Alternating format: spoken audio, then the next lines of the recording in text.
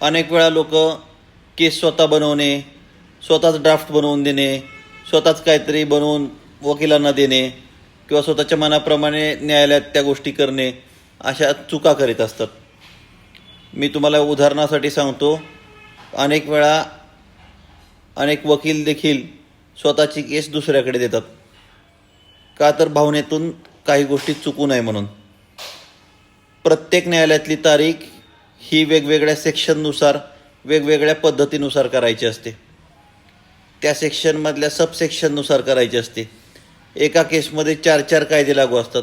Evidence पुराव्यावेळी लागत असतो, आणखीन वेगवेगळे प्रूफचे कायदे लागू असतात, IPC लागू असतो, CRPC लागू असतो, एव्हिडन्स लागू असतो.